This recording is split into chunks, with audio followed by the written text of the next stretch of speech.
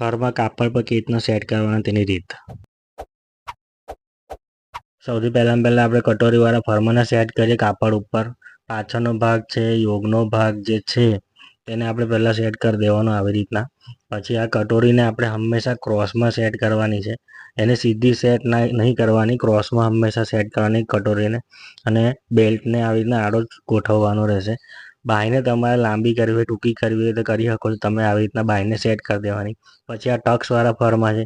ટક્સવાળા ફરમાં તમે આવી રીતના ગોઠવી શકો છો કાપડ ઉપર ડાયરેક્ટ જ. ફરમાંથી તમે કપડું બી બચાવી શકો છો અને તમારે ફિનિશિંગ ને ફિટિંગ પણ જોરદાર આવશે.